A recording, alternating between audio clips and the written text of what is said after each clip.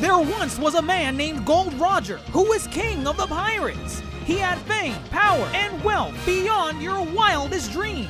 Before they hung him from the gallows, these were the final words he said. Our perspective is yours for the taking, but you'll have to join us first. We left everything we debated at the Yonkō Table. Ever since, pirates from all over the world set sail for the Grand Line, searching for the Yonkō Table, the table that will make their dreams come true.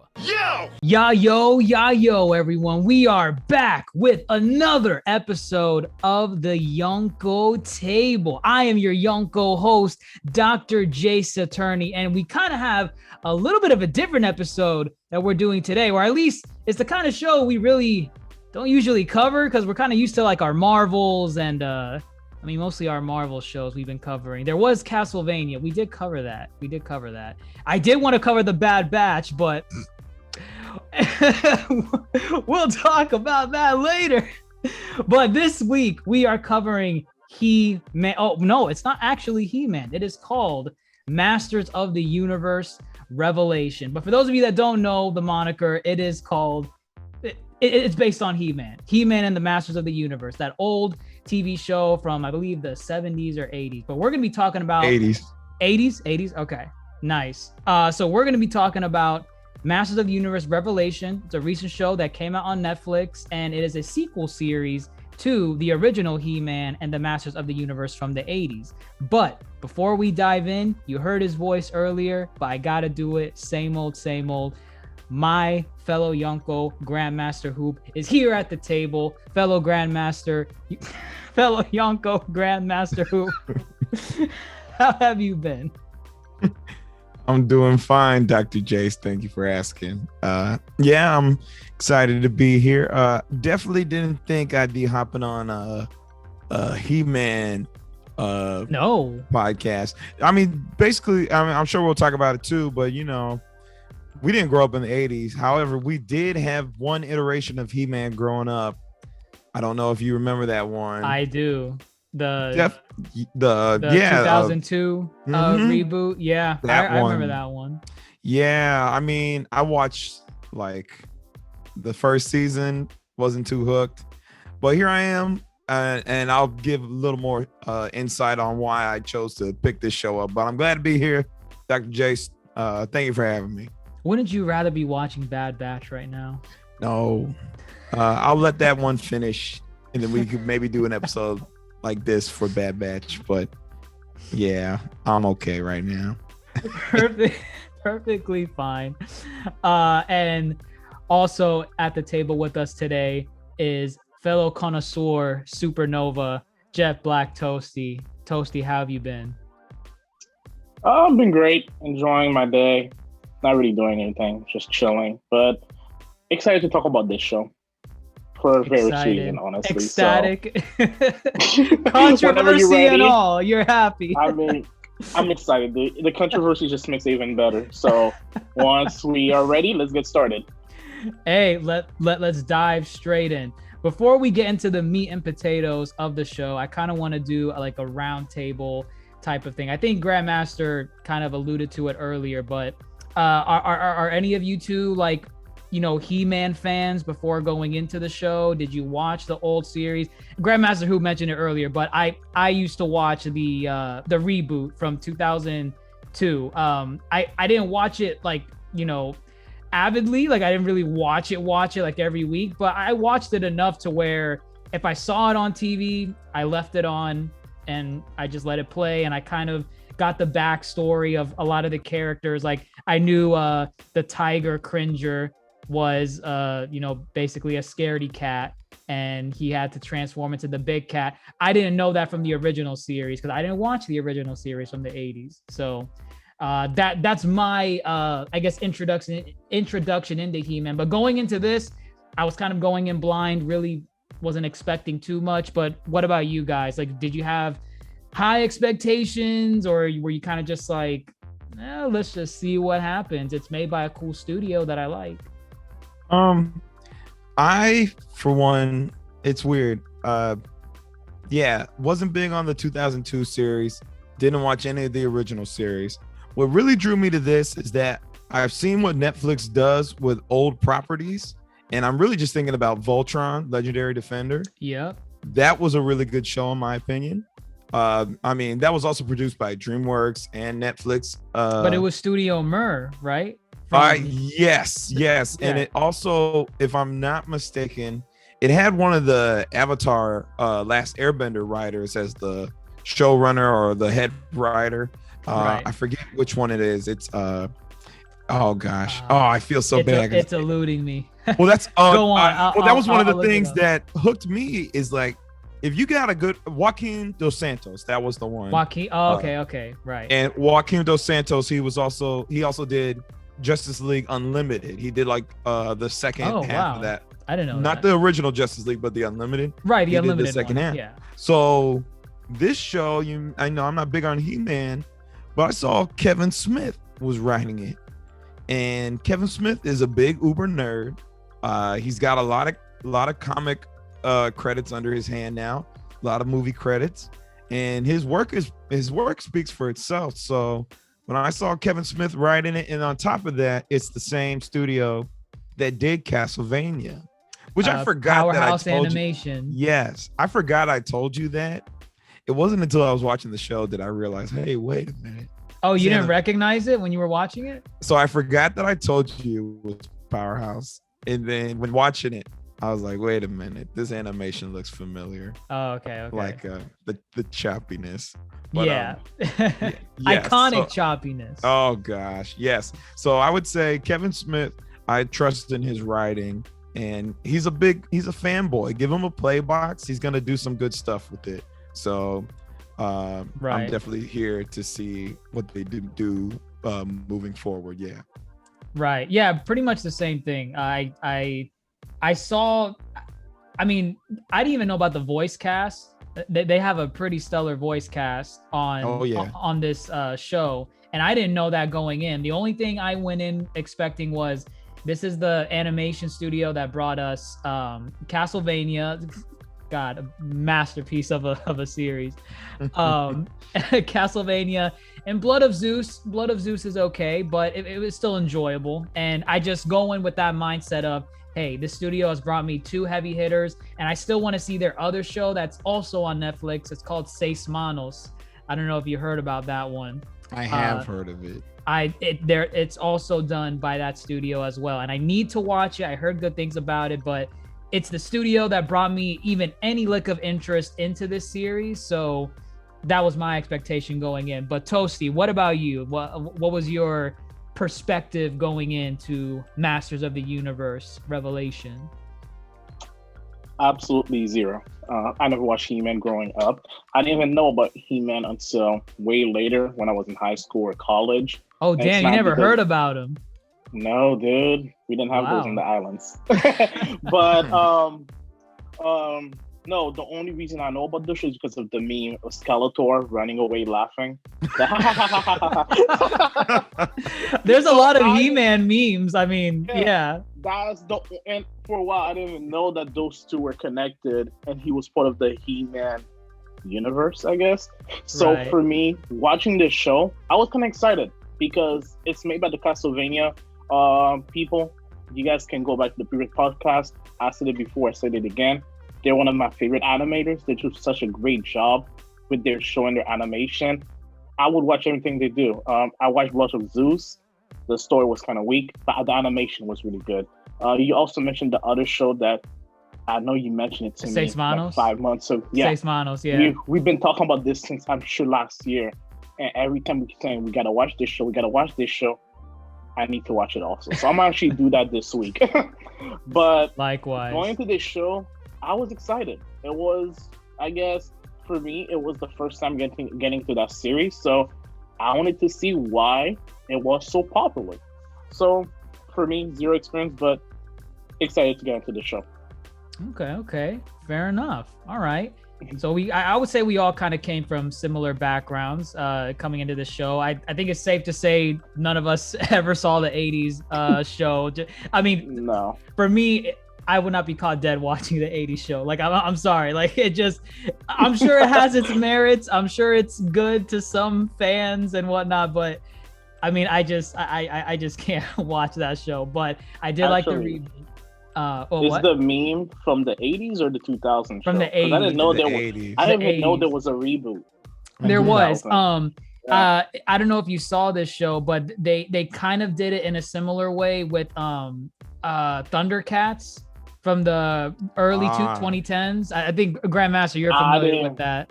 I know about Thundercat. I didn't know that they had a reboot also. I know about the original one. Never watched it. Right. And I think they have a new one out right now. It was Thundercats Roar. Oh, they do have comedy. a new Yeah, but that's more catered toward kids. I think I can go. So I never care about that either. I think it was like late 2000s or early 2010s. They tried doing a reboot of Thundercats, but it was 2010. Yeah. 2010. Okay. Oh my gosh, that was a good show. It was. I remember you used to stand that show. 2011. I did stand that show. Yeah. But hey, where did it air? It aired on Cartoon Fridays. Network. Yeah, Cartoon Network. Yeah. Yeah. And but hey, maybe I saw it. I didn't know. It did get canceled early, from what I remember. Because the freaking toy sales, man. Those toy sales. That's what made He-Man such a good show. I think He-Man was a toy before they made it a show, and then the toys just kept. Yeah, the toys just kept pumping out because they're owned by Mattel. I think Mattel or brand. Hasbro, one of them. Yeah, and that just kept pumping out, and then they thought they could bring it back in 2002. Oh yeah, Mattel. It is Mattel. Yeah, they thought they could bring it back in 2002. Transformers. Yeah, but I feel this show is just really just for the nostalgia and just a chance for this new them one? to do Masters? the new one. Okay. Yeah, I think it's just for nostalgia and a 100%. Chance to do something different with these characters.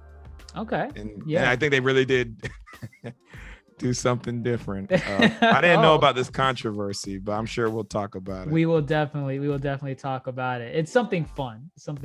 But all right, yeah. So episode 1. Oh, that's another thing. Netflix. I'm not used to Netflix doing this with shows that I take an interest in. Maybe you guys are. You're more familiar with it. But with He-Man, they split the first season into 2 parts. Part 1 being just 5 episodes, which is what we're going to go into in a minute, and the second half, part 2. They don't have a release date yet, but from what I heard, how Netflix handles other shows that have a 2-part for a season, the second part comes in like a couple months later. So everything that we're going to be going over right now is just part 1 criticism. We don't know how this is going to transition into part 2, but hey, let's get straight into it. Episode 1. The character designs. I'll admit, I'll give Powerhouse Animation Studio this. They were very brave to stick with the original He-Man designs. You know, just because a lot of these designs were made, kind of what GrandMasterHoop said, in the 80s, and these were made to sell toys. And the aesthetic of selling these toys in the 80s is very different from what designs are eye appealing today. So my prime example I go with is the Man at Arms, Duncan. That orange and green just looks so gross, in my opinion. Gosh. No. That design is horrendous. It is fine. But it wasn't that bad. Come on. Nah. I cannot. But either way, I do like that they stuck with the original designs, even though I'm not 100% on board with a lot of these OG designs. But you know, Skeletor looks dope. He-Man looks dope.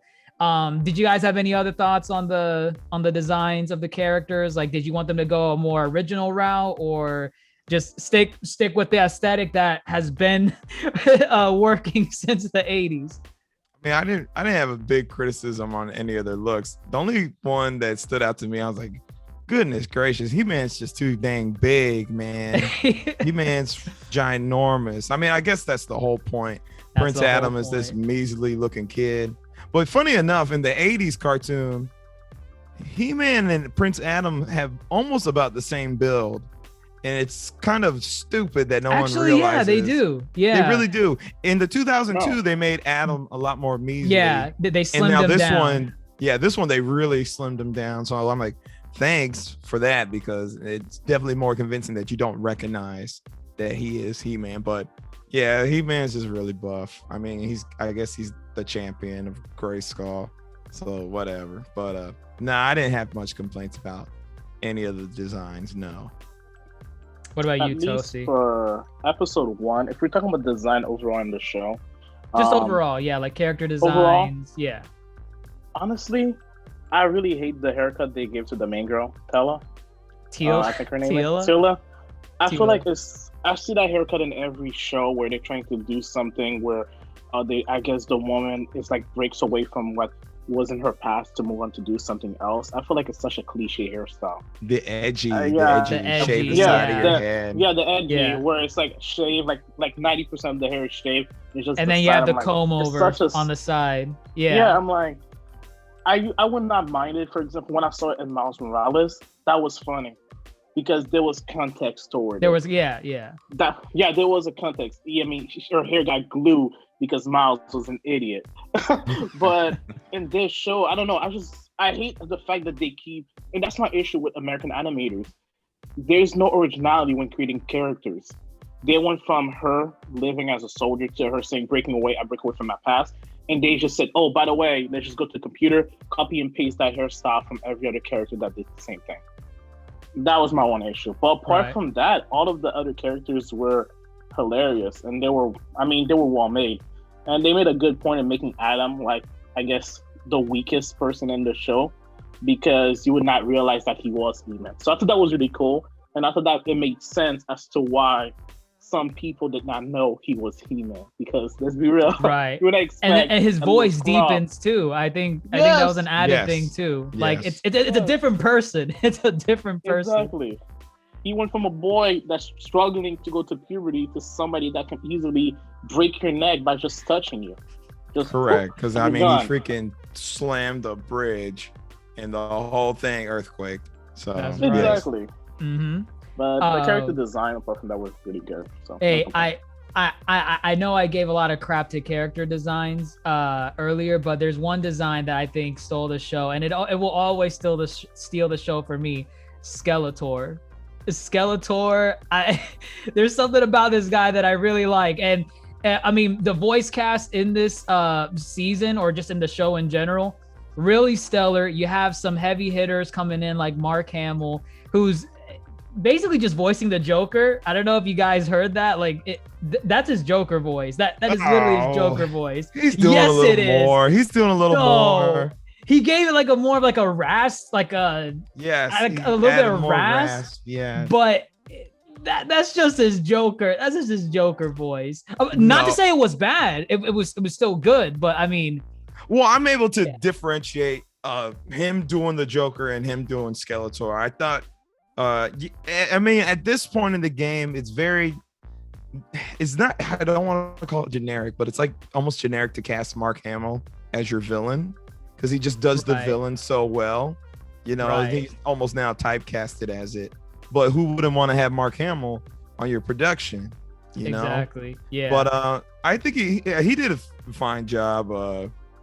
I read an interview with him and Kevin Smith. He has somebody who he actually is trying to emulate doing Skeletor. I don't know who it is. I'll have to look it up. He's emulating someone. Yeah, he's trying to emulate someone as far as like he was trying to figure out what Skeletor would be like, you know, because in that 2002 series, Skeletor was like, "I'm Skeletor, Overlord of Evil," because that's what he sounded like in the original. Yes. So I appreciate Mark Hamill trying to be more original. Okay.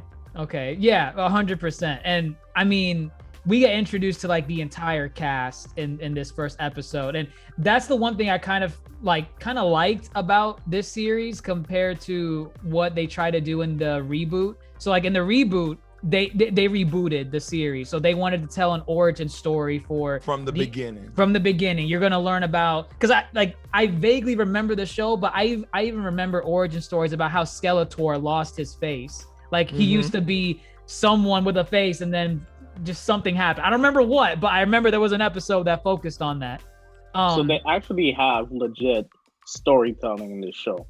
In the reboot? Yes. Yeah. Oh, okay. Yeah. Honestly, it it was a straight up, like, it was a serious reboot of the old series, and they were trying to be like, it had comedy in it, obviously, but like you know, your Justice Leagues and your Teen Titans and all that, but it was trying to be serious. Like you're sitting at your seat wondering, oh my god, did He-Man survive the battle with Skeletor? What happens next? If you had asked me, I would have assumed that it was almost like Power Rangers, where every episode is an own thing, where they kind of fight, and the main point of the show was to sell toys, not to tell stories. So that's how the original was. Yeah. Okay, yeah, that makes the new reboot, like the 2021 reboot, even more exciting to somebody like me who hasn't seen the show. Because now that you mentioned that they explained Skeletor's face, honestly, I thought he was wearing a mask. I don't know why. For a second, I thought he was just wearing a mask. A demon mask or something along those lines. So well remember, this is a sequel. This is a sequel to the original series, not the reboot. Okay. Yeah. So they're basically taking the minimal amount of stories that they did in the original, right, and really now giving it a better story versus just selling toys. Oh, okay. Right. So the reboot, the 2002 one, that's its own thing. It never got continued after it got canceled. Okay, makes sense. But they might incorporate some stuff from that reboot into this one. Maybe some of those origin stories, because you know a lot of these characters have character, you know, in the show. So yeah, basically this series, it's a sequel to the original, right? And we get introduced to the entire cast. We get to see Duncan, Prince Adam as He-Man, Skeletor, eva-lynn, Cringer, Orko. Was there anyone that stuck out to you that was kind of like, oh yeah, I really want to, like, I really dig this character? Because I could tell you right now, my favorite amongst the cast is Orko. I don't know. Orko feels like my spirit animal or my spirit imp. Sure. He's cool. I like him. He is cool. Again, you know, it is a sequel, so I enjoy the fact that you're getting the whole cast and we're not necessarily having a reintroduction of who everybody is. It's either you know who they are or you need to pick up the pieces and just keep going, which I like that because, you know, it's catering to the people, the old fans, but it's like enough for new fans to be able to join in and hop in. For me, I gotta go with eva-lynn because you that was your favorite? Well, eva-lynn is voiced by Lena Headey. Is that why she's your favorite? You know who that is, right? Yeah, it's Cersei Lannister. Yes, man. Or Queen Gorgo from 300. Right. Yo, man, come on. If we're looking I heard her voice and I'm like, that's an iconic voice. Oh my gosh. That's a perfect cast right there. Like, who better to play an evil, villainous female character? Yeah. Villainous, I say that given the context. Right. Yeah. But yeah, I was definitely geeking that she was brought on in the cast. I was definitely looking forward to see more of her, given how the first episode ends. So right. Yeah. Toasty, what about you? Was there like any specific character that you homed in on from the introduction? Like you're like, oh yeah, I really like this character. Like I was saying earlier, mine was Orko. Yeah, Orko.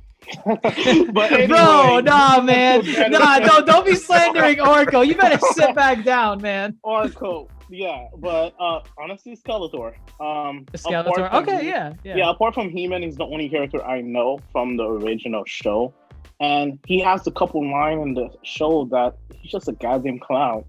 I know he's gonna be funny, even though technically, with what happened at the end of episode season 1 or part 1, he has the upper hand.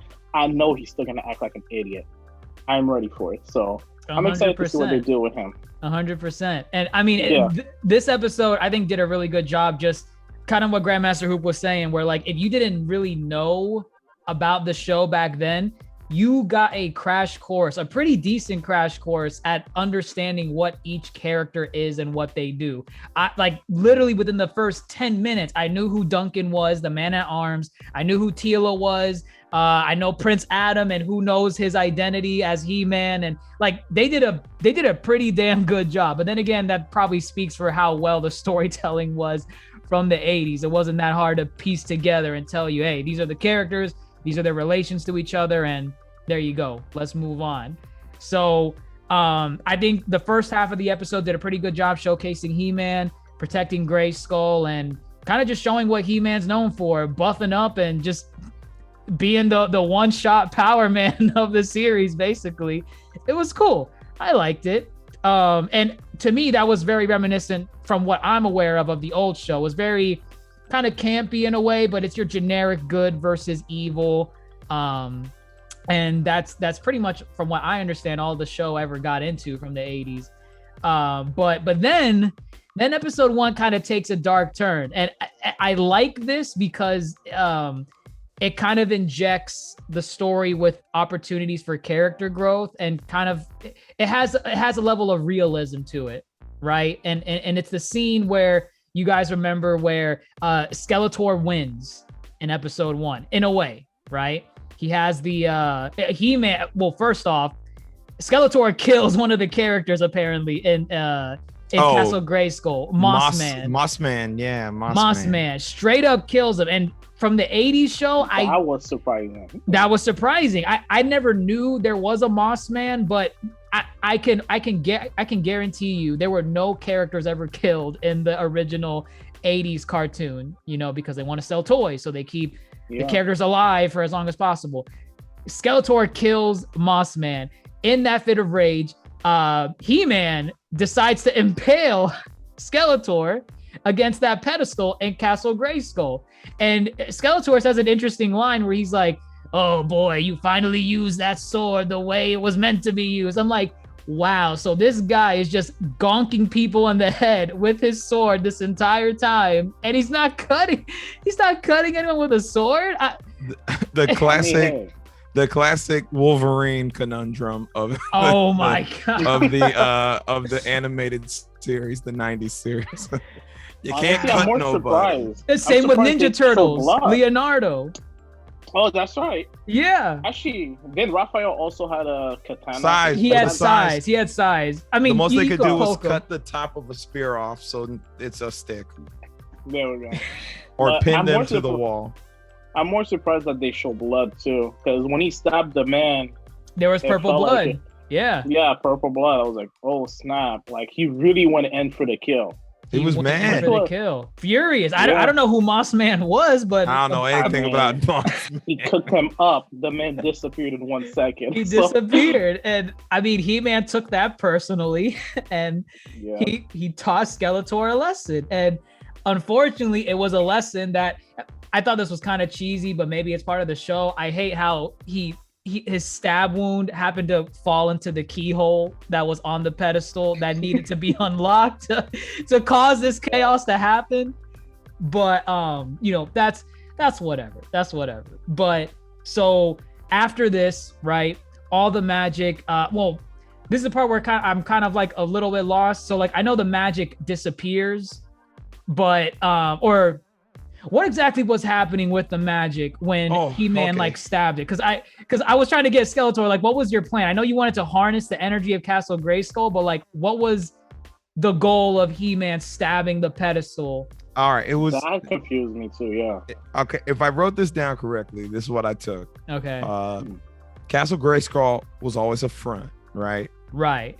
The secrets were underneath the heavy stuff. Yes, called the Wisdom of Eternia. Right.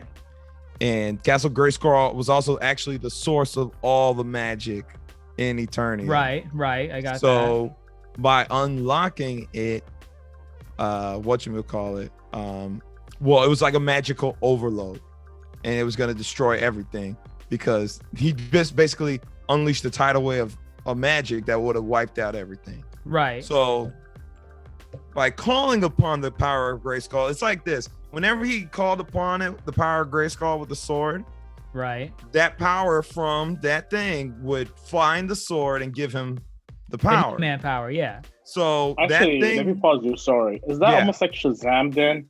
Yes, very much. Shazam? Kind of, Right. Yeah. Okay. Yeah. very similar. Very similar. So that thing's about to overload. It's about to explode. Well, the sword is the only thing that seems to be able to It's like act as a conduit or a lightning conduit. rod, Yeah. You know, so he calls upon the power, absorbs it, but in doing so, what? He's destroyed, and he's destroyed. He's dead. He's dead. I Like, wasn't it's confirmed. expecting that. I thought it was gonna be like, he's lost in another dimension. or something. Same. He's dead. But no, it's confirmed. He's dead. Yeah. And then the sword splits. So he absorbs all the power, all the magic, basically. Yeah. But what was Skeletor's plan though?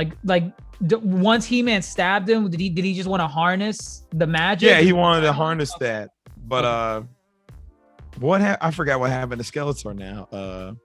He had to go too. He got caught in the wave. Yeah. We don't know what happened to him until the end. Okay. Right. Yeah. He was just caught. He was just in the AOE blast. That's what I accepted. Because I remember he was walking towards him and saying, "No, the power is mine." That's pretty good. I know. I do a solid Joker. I've always told Oh Grandmaster. my gosh! That's a solid Skeletor, not a Joker. But He-Man paid the ultimate sacrifice. He paid the ultimate sacrifice. Dead in the water.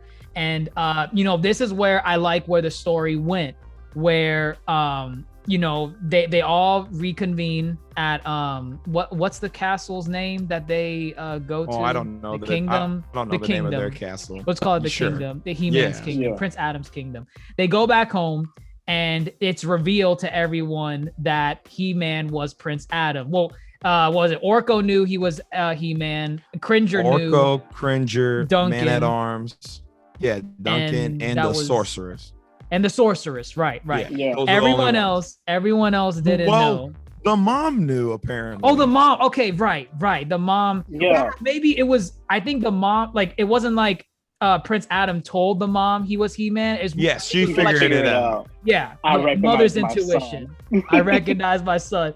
So the dad didn't know, and we kind of skipped over this. I know I talked about it with Toasty before. That dad is terrible. That dad is terrible. He was. Because there's that scene in the first half of the episode. He says that slick comment to Adam, right? Yeah, I'm like, where did that come from, man? That was What did he say? He said because it was when Teela was getting the Man-at-Arms, right? Right, and then Adam made a comment about he Duncan said he looks so proud. Happy. He looks so proud of her.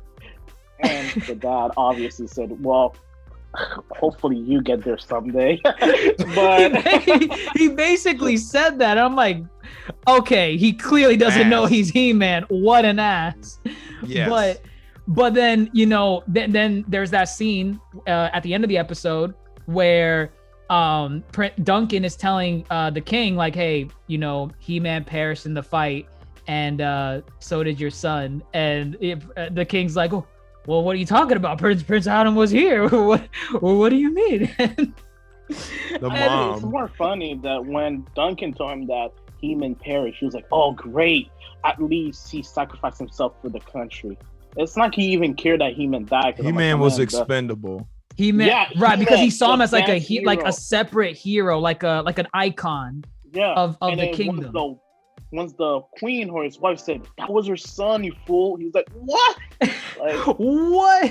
I'm like, oh, don't you feel like an ass now for what you said earlier? But then took a dark turn from there, because then the king gets pissed, right? He's like, I banish your rank. I banish you from the kingdom. The Teela's like, oh, screw all of y'all. I'm leaving too. I'm like, actually, wow, this is. Let me pause you right now. It's even better because remember when he banished Duncan, he turned to Teela and told her, by the way, take him out. Oh, that's right. That's right. He's saying, oh, regardless of your relationship as father and daughter, kick your dad out and keep working for me. How do you expect her to keep working for you when you literally banished the dad and told him to practically live on the street.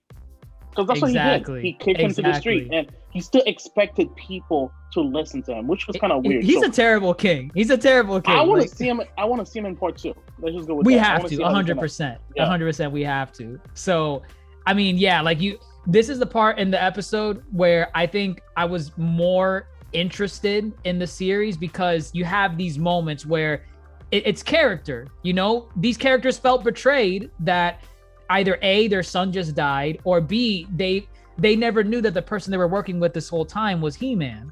And that is a sense of betrayal. Teela felt betrayed because she was always fighting alongside He-Man, comrade in arms, but at the same time, Prince Adam was one of her best friends, and she never pieced together that they were the same person, and Prince Adam never told her. So that created trust issues in her character. She's like, oh, well, damn, what was I to him then? He didn't tell me this secret, but apparently the talking cat and the imp knew, but I didn't. It made no sense why he didn't tell her. It made absolutely no sense. I think the sorceress made him promise or something not to tell. I don't know what the stipulations were with if I just remember correctly, Orko, Man-at-Arms, and Cringer were just there when it happened. When it happened, okay. yeah. Okay. It's not like he told them, yeah. Because it was implied like Teela was his childhood friend. Like they grew up together since they were kids, which would make sense because Duncan was, I guess, the head general of the castle. So I don't know. I just felt like, again, it's probably the bad storytelling from the 80s, because you guys mentioned it earlier. It's a sequel from the 80s show. Yeah. So they didn't have any progression in the story. If that was a story that had come out in the last couple of years, she would have figured it out by the end of season 1. She would not have been a jackass about it. Yes. But hey, to me, solid first episode. I liked it. And then we get a time skip in episode 2. And this is where you really start to see some of the, we'll get into it at the very end, but you really start to see that this show, in a way, really isn't about He-Man. And they were careful with that, because the show is not called He-Man. It's not. It's called. Not. Yeah, it is. Even though he's on the front of the cover, he's in the center of the cover of the show. It's called Masters of the Universe Revelations, and you start seeing in episode 2 that this is more a show about Teela and her experience of living in this world, Eternia, and her betrayal, or her feeling of betrayal from her friends like He-Man and Duncan and basically everyone else. So. Did we get confirmed how long the time skip was? Because there was some time, but I'm gonna go ahead and just couple years. Maybe? Yeah, a couple of years. Right. It has to be, because the castle was in chaos when they went back to it. So it was like it was falling apart. So it had to be at least 2 to 5 years. In my opinion, anyway. Right. Well, also the other characters, you see the growth in them. Like they look a little wrinkled. Yeah, the sorceress. The sorceress, she lost all her magic, so she was. Okay. You're right. Yeah. But like, I know we don't see Duncan again in this episode, but when you see Duncan again, he's clearly a little more weathered. And Teela too. She's also looking a little more. Teela was buff. Yeah, she got way more buff. Second episode. And she was lifting, I don't know, whatever they lift over there. But yeah, she looks a lot bigger. Yeah. Right. And she's also rocking a new companion who I don't remember her name. Andra. It's Andra? Her name's Andra? I pay attention to these things because here she is, a black character, and not that I've seen the original series, but I don't think there were any black characters in the original series. I don't think there was either, because even we're kind of jumping the gun a little bit, but even at the end, oh my god, the guy's name, Grayskull, right? Yeah, Grayskull. I'm 99% sure he wasn't black in the original. If they ever did show him. Yeah, I don't know. Exactly. So this is an original character, I think. Just based I believe she is new to the series. Yeah. Right. And she's all right. She's fine as a side character. I don't mind her presence. She doesn't hurt the overall, flow of the episode, or just, the moments that she appears in the series so far. She does have some cheesy one-liners, and I'm like, okay, that's like with every other character in this show. They like saying like if they push someone off a cliff, they'll say, "See you next fall." Oh my gosh. They do that. They do that. Oh my They 100% do that. So Teela and Andra, they're basically taking on mercenary work ever since they left the kingdom, I guess. And they start taking up some mercenary work from this old mysterious lady. They have no idea who she is, but they kind of use her as a catalyst to introduce us into different aspects of the world. So the first place that post He-Man, right? So the first place she sends them is to like this machine cult, right? That's the first place. She sent them to Snake Mountain. But wait, no, Snake Mountain was second, right? Well, they went to. Well, they were working for some other old lady. There's two old ladies. Which old lady? You talking about the first old lady or the second old lady? The one who's later revealed that is eva-lynn. The second old lady told them to go to Snake Mountain. Okay. Yeah. Okay. Yeah. And yes, and then the remnants of Skeletors, Triclops. I remember him. I remember him. That's the machine guy. The machine. Yes, cult he was leader? running the cult. Okay. He was running the cult because all the magic's gone. So now technology. Well, they specifically said too, Andra is an engineer. So all these engineers are popping up because they still had, like, for example, Man at Arms, his whole little thing is like like the grappling hook, I think. Yeah, it's a grappling hook. Yeah. It's a fist that grapples. He's got other things he can do on it. So like the engineer and the tech stuff was there, but now that's all it is because there's no more magic. So I think that's actually a pretty cool. It's kind of like that post-apocalyptic type of show where these factions start coming up from the ground when the big thing leaves. Right, which is the magic, yeah. Yes, but they're working for the mother. What was it? The motherboard? No. The motherboard. The motherboard. Oh my god. Yeah. I'm not gonna remember this like 20 or I don't know 5-6 seasons later, but I do like that they have that. It's totally gonna play a part. Right. I hope so. You're gonna have to remember it. It's turning people into mechanical things. But like the guy woke up with a buzzsaw on his head. I just saw it as like one of those extra things that they put in, like, by the way, there are machine people in this expansive world. There's probably gonna be like the same way there's like mer people and those moss people, all like these factions are coming. All these factions. It's like they exist. They're there. And they're gonna relevant. collide. Hopefully. You don't think it's gonna be a fight between science and technology?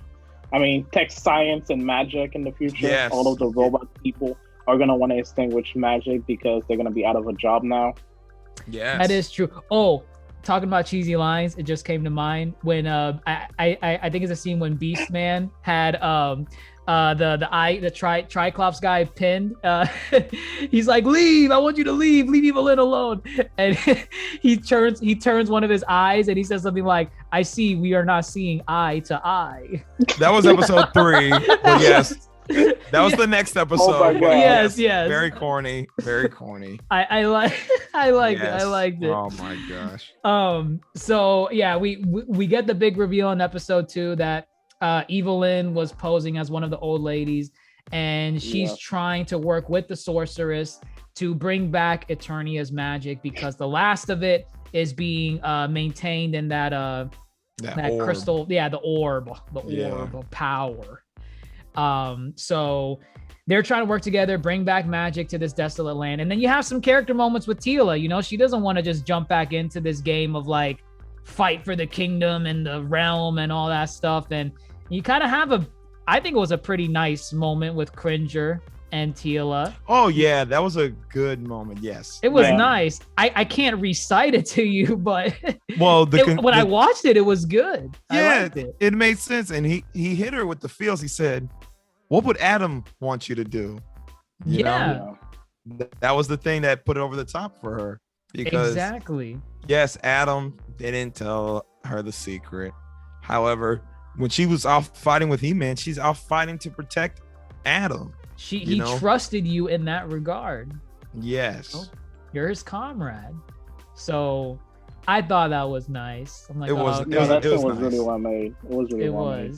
So so that's where we get like, eva-lynn, she's basically saying, hey, let's work together. I don't want to work with you. You don't want to work with me, but hey, let's let bygones be bygones. I know we had an entire 80s series where we were shit talking each other, but hey, let's work together, right? So the first thing they needed, and basically they established in this part that in order to bring back the magic, they need to get the two halves of the sword of power and combine them together again so that they could bring back the magic. And they said one half of the sword is in Subternia, which is basically hell in their world, and Preternia, is it pre or Perternia? Preternia, which is heaven. Yeah.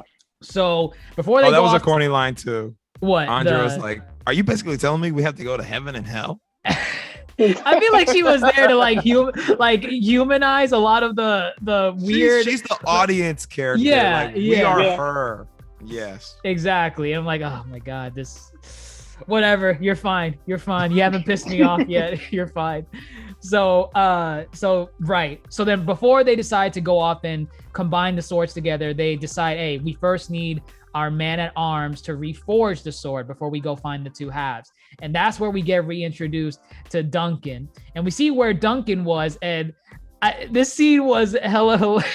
I know it was supposed to be like, oh man, that's effed up, man. Duncan's gonna come in and save them. It's the scene where you have that line of people getting water from the from the magic fountain. And the old man, he got the little droplets, and he trips on the floor, and he spills the water. He tripped over nothing.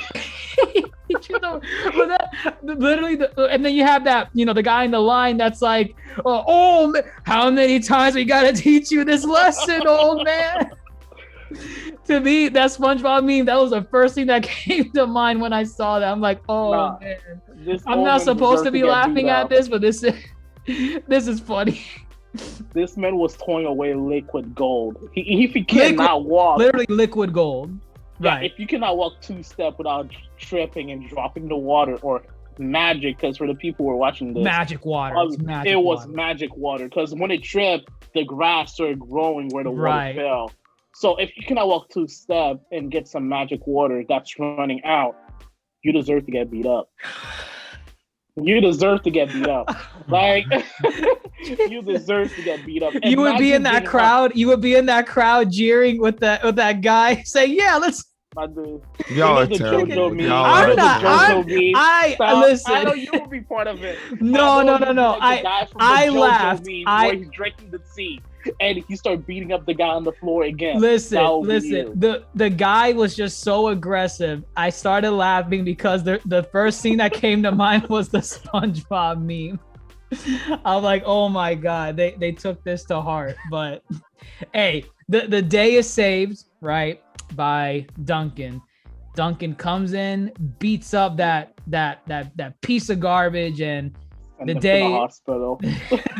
So the broke people are even more broke now. Which makes you wonder, assuming he didn't drop that water, because you can assume all those people were only going to get drops of water. What do you use that for? Like to grow crops, or? Honestly, I want to say it could have been medicine. It could have been medicine. I mean, it's magic, so there's no rhyme or reason to. It could have been medicine. It could have been subsistence farming, where they're just growing enough just for them. Or, those people look like they had it bad. So it's like, I would hope they're doing something like growing crops to eat for a couple of days. Yeah. Right. But, it really shows you kind of like that post-apocalyptic kind of feeling. Like the magic's gone and people are feeling it. It's crazy to think about. So y'all are growing your crops with magical water. What the heck are you doing with your regular water? Where's the regular water? Assuming they're growing. That's the thing. That they didn't establish what. I think they did. Duncan kind of said he was going to use the water. That's later in the episode, but he was going to use it to kind of help or heal Orko. Yeah. Right. So it can be used as a medicine, but then again, Orko's like a magic creature. Orko's a magical thing. A trolling, so it would stand to say that he would need that water and ingest it. Right, exactly. It probably can heal people, but someone like Orko needs it like it's life or death. He needs it. I'm assuming they used it for everything, anything and everything that needed to be repaired. Just it's like vibranium. You can see how desolate. You can see how desolate the area was. It was all like almost like a desert area, and we can imagine that before it was probably a lush area, so people could probably grow their food naturally. But now you have this old man tripping and wasting the water. People are thirsty. People are hungry. So somebody got to get beat up. Honestly, I was more surprised they didn't have any guards standing next to the fountain to stop people from beating each other up and taking the water. That's a good point. Right. Yeah. That's a resource that needs to be managed. Exactly, because that means these people must live in a small enough town where they all know each other and they don't need that. Which makes it much, much worse because that old man must have done it multiple times to the point people recognize him and say, "My man, what are you doing?" The first time was a mistake. The second time we laugh about it. The third time, you have to be taught a lesson. Obviously, obviously, you have to learn your lesson. So let's go. Man. That's true. That's true. So what do we have happen next? We have the machine people come in. They're on the move. Yeah. They're on the move. Right. They come in and who are they hunting? They're about to spill some more water. They're about to spill some more water. We have Duncan coming in, showing how badass he is with Teela and Andra. And I think eva-lynn was here as well, right? She was helping. Yeah. Because that triggers the intro to Beastman, who I felt like he came out of nowhere. Like I guess he was just in the town. He was just there, or there were some characters that just came out of nowhere. Like for that one, I assume he was a good guy at first because he must have been with Duncan, but then he was not a good guy. So I wasn't. He was not because he's a protector of eva-lynn. So he like literally he just came out of nowhere. He might have been following them the whole time. Maybe he might have been with the or maybe once eva-lynn like revealed her presence because she was disguised as an old lady. Maybe that was like a scent for Beastman, and it's like my muse, she's back. So oh my god, he goes chasing her again. So we get introduced to Beastman. We get that awesome line with the robot guy saying we don't see eye to eye. And we get some more character moments with Teela and her dad. What was it that exactly happened? It was basically like her coming to terms with, the dad lied to her too because the dad knew Prince Adam was He-Man. She's moved on from, the fact that he lied and whatnot. Right. She needs him to forge the sword. So she's like, this is what's happening. This one needs to go. Right. Let's move. And then, he's like, well, I got to go help a friend. And then you see Orko in the bed. You see Orko. I already loved Orko from the beginning. So that hurt. Orko was very sickly. And then Roboto. Another character that again, I didn't even know half these characters existed. I don't know half these characters either. But you see, like, they introduce you to them, and you like immediately within like the first 2 minutes, you get the whole gist of the character. Roboto is a character created by Duncan when he was younger, and he's modeled after the teenage years of Duncan, and that's his whole shtick. And I'm like, okay, I'll take it. That's all I needed. Basically, a robot clone of Duncan. Yeah. Exactly. So you have these characters saying, oh yes, we'll join you on your quest to reunite the swords together and bring back the magic to Eternia, right? So the whole squad, well, almost the whole squad is back together again. And that's where we transition to episode 4, where they go to Subternia. And Subternia, actually, before episode 4, there were some funny moments because that's when they recruited the whole squad, Duncan everyone, eva-lynn, and they get on a boat and they're heading to Subternia, right? And up until this point, every episode, even from episode 4 and 5, and the ones that we talked about previously, He-Man has technically been in every episode. Flashbacks. Yeah. So he was present in episode 1. He's present in episode 5 for obvious reasons. But 2, 3, and 4, he's in flashbacks. He's in every single episode, no matter what. And throughout the season, you see like, oh, these were the adventures that Teela and He-Man used to go on. And there was when they were out in the ocean, there was a funny one where He-Man had He-Man and Teela were tied up by Skeletor and the Merman. And this is a scene where I'm like, dude, I need to see more of this type of Skeletor. I need to see more of this, where Skeletor thinks, okay, I'm gonna kill He-Man and my goal is gonna be completed, and he pushes He-Man and Teela off the side of the boat, and he thinks the mermen are gonna kill them underwater, right? So Skeletor thinks that they're dead, and then he proceeds to tell eva-lynn, I think this will make a nice granite on this boat. I'm like, dude, I lost it when you said that. It was so random. I'm like, dude, like, this man is such a clown. He needs to appear more. It was such a simple thing, and that made me love the character even more, because I'm like, what clownery is going on? You just potentially killed your arch nemesis, and your first goal afterwards is, oh yeah, let's decide the paint on this boat. I think Granite he would be likes nice. the finer things. He's evil. He's like Skeletor, but the man can appreciate the finer things in life. If he wants to put a new top on his boat, sure, why not?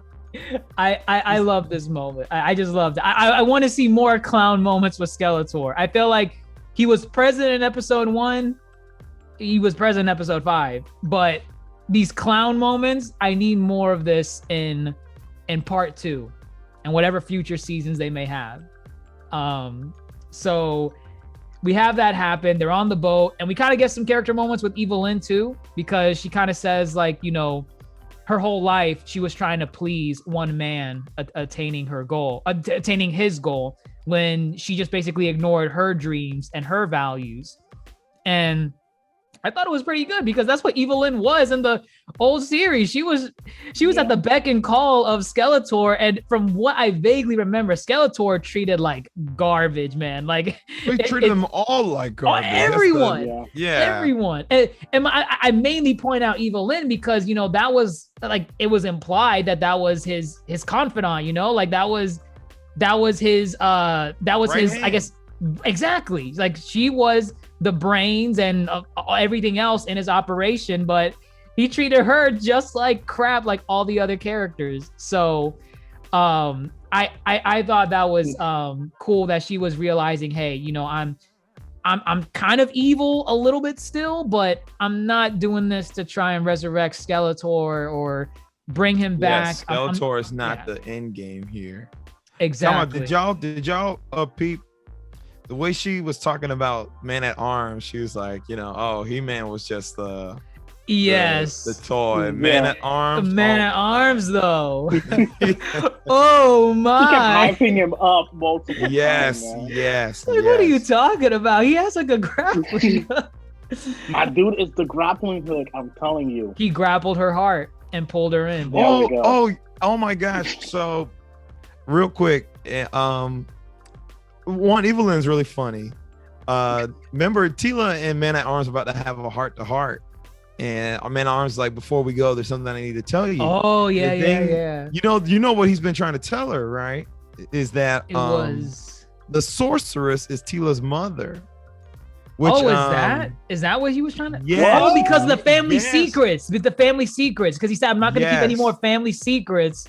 And then that's what she's like, listen, stop. Yeah, she's like, we ain't got time for this. Like, oh, I didn't realize that, bro. Yes. So wait, was that something from the? That wasn't from the. That's from the previous. That's from the original series. I remember them. And I remember them doing that in the 2002 series. I don't remember that. Wow. Video that explained the entire story now. Yeah, because they even say it in this show that Teela is adopted by Man-at-Arms. Right. Yeah, So- I do remember. Like, it felt like a throwaway line. Like, it was like thrown in there, like really No, quick. it was throwaway because what this makes me think is that in the original series they would probably spend a good chunk explaining this to another character, everyone Right. but Teela, and then Right. here we are about to get the same thing, but eva-lynn's like, we ain't got time for this. No more of this family background. Nah, we moving. Let's go. I Like, honestly that did makes not it catch even- that. Wow. That's even more messed up that the king told him to stay away from Castle Grayskull. So he practically Mhm. told him, my dude, not only do you get banished, you don't even get to be banished with your wife. No. Well, The eva-lynn's not the sorceress. No. I'm talking. I don't think Man-at-Arms and the Sorcerers were together though. No, they're not. Oh, okay. Yeah. They Okay, might yeah, be. okay. They might have got together, but he's not the yeah. biological father. Right. Yeah. Right. Yeah. Either way, like, yeah.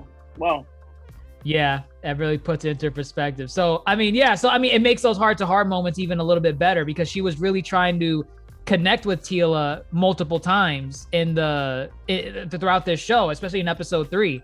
She's telling him, stop chasing the dreams of men because you're just gonna be pissed off your entire life. And she kind of threw it back in her face, saying like, you're saying I'm obsessed with Skeletor. What about you? Like you're obsessed with He-Man. You're still you just ran away from your problems. You never resolved them. So I felt like she was giving her some tough motherly love, knowing that that's her daughter. So, hey, layers There's like some an layers, onion. Yes, there's some layers, sure. So we finally get to Subternia, right? Eva-lynn opens the door. They go in. This part, I mean, maybe you guys know, or maybe Grandmaster or Toasty, maybe you know, there's this remnant that seems to be something of Skeletor in hell, or like his like the purest form of I don't know, like I thought I understood it, but then the more I thought about it, I'm like, wait a minute, like what is this? Is this like his his demon or something? Or No, he's his own character, Scareglow. Scareglow. Okay. I thought it was like the Scareglow. Grim Reaper or something equivalent to that. Like, I mean, because like that. he has skin like Skeletor, and then his face is a skull. So I thought it was because again, I remember in the original, not in the original, the reboot. From what I vaguely remember, there was something about Skeletor where he was a normal person, I think. Yes, And that it's- happened. He had a something- purple face. He had a purple face, and his face just got messed up from something. I don't know if it was magic or acid Some or kind of acid, yeah. magic acid. Something happened with his face. But I didn't know if in the original it was something different where it was like he was possessed by like some Skeletor demon from hell, and this was what we were seeing in Subternia. So, but what you're saying is they're two separate characters. There's Two separate Skeletor characters. and Scareglow. Yeah, Okay. two separate characters. And is Scareglow like he's not the devil, right? Or is he? Or just he's just one of the demons in hell, I It guess. just says he's a ghost. He's a ghost in the service of Skeletor. Oh, he's in the service of Skeletor. Oh, Well, Well, I mean, I'm from just the reading old off the series, maybe. I'm reading off the Wikipedia, Right. the Masters of the Universe Wikipedia. But yeah, he's in service to Skeletor, so he's a bad guy. He's a bad Okay. guy. so And I wait, guess why did he attack Eva-lynn then? If He didn't attack eva-lynn. He attacked maybe in- Teela, right? maybe he got sent down here as like the keeper of Subternia or whatever. But yeah, I mean, he's coming after everybody's fears for sure. Give me your yeah, because fear. I thought he was like one entity, and he just kind of did that myth stuff, and each person was grouped up into like a different scenario. But there was only one person doing it because by the end of the episode, they only show one person, one spirit when they were trying to run away to the portal, and that was him. Right. I think it was him doing all the like he separated everyone into Yeah, their Yeah, it own was, like, it was I want- definitely him. Yeah. So it makes me wonder, why did he attack Eva-lynn? Like, he has no reason to do that. Unless it was all a farce and he did it because Oracle, your favorite character, was next to My her. favorite character. Bro, listen, they got a moment in this episode, eva-lynn and Oracle. Listen, they had a really good moment. They had yeah. a really good Yeah. moment. And I'm surprised neither of you are stans for Oracle. I like Orko. I didn't say I dislike Orko. He's Just not the best character. I prefer eva-lynn. I mean, who stood out to me as a cool character in these 5 episodes? I'm really invested in eva-lynn's story and where she's going, and the gray area she's traversing right now. I think it's because Orko had this good moment, right? Like, and just his backstory with being called Oracle, but he couldn't say the word because that's adorable. Really I'm like, that was really good. that was really good. That was good. And you know, I don't know if that was a remnant of the old series, but if it's something new, hell, that was genius. Thank you for putting that in. So they're like, he's talking about his past and trying to live up to his parents' expectations. And like he's been a screw up his whole life. He can't. We saw it in the first episode. He makes like a nursery rhyme and he chants a spell, and next thing you know, he's blowing his own hands off or something, or suffocating Cringer in a tight bubble. You know, so there was no air. Let me create a bubble so he can be safe, but he also can't breathe. Well, no, he wasn't. He wasn't trying to. Well, first it was a safe place, right? A safe place for Cringer. Yeah. And then he put him in a bubble, and then he's like, "Oh crap, he can't breathe. Let me get rid of the bubble." He didn't struck it further. That somebody else told him that my man, he can't breathe. Oh, and he did something to pop it, but in popping it, he tried to make it smaller to pop, and somebody ended up using like some kind of pen and like popping the bubble, which was pretty funny. I mean, I'm telling you, man, Orko had some good moments with eva-lynn in this episode. And he finally starts using magic the correct way. Like he believes. He believes in himself. He believes. And then of course, he makes the ultimate sacrifice at the end by letting it.